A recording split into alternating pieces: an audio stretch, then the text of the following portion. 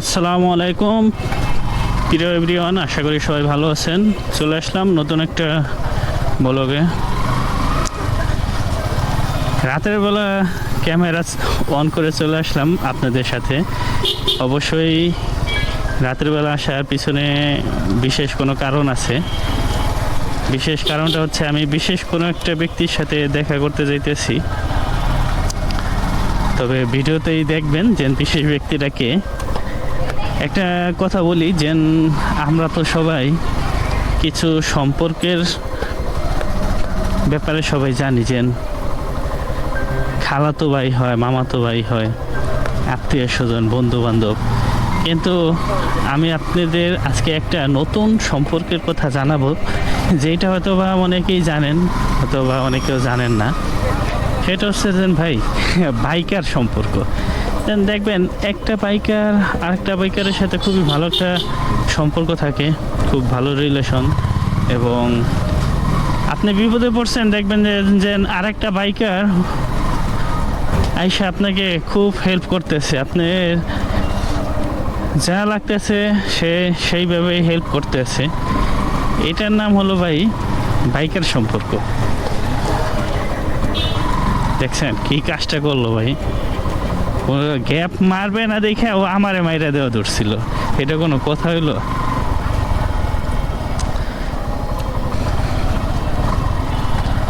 তো যে কথা বলতেছিলাম, হ্যাঁ ওরকম একটা সম্পর্ক। দেখবেন যে একটা বাইকার আর একটা বাইকারের এলাকায় আসলে ওই বাইকারকে ফোন করে যে ভাই আপনাদের এলাকায় আসছি বা আসতেছি, দেখা সাক্ষাৎ করে। এটা একটা ভাই মানে খুবই ভালো লাগে, খুবই ভালো একটা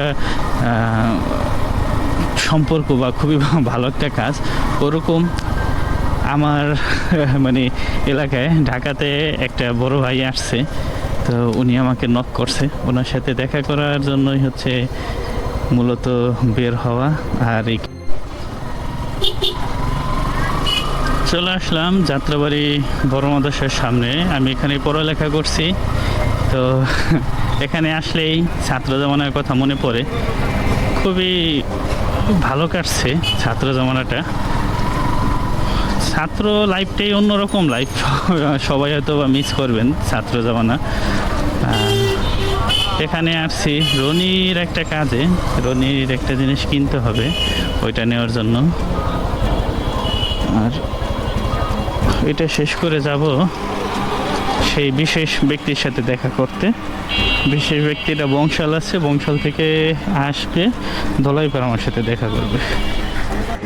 ভাইয়ের দোকানে এই সমস্ত কাজগুলা হয়।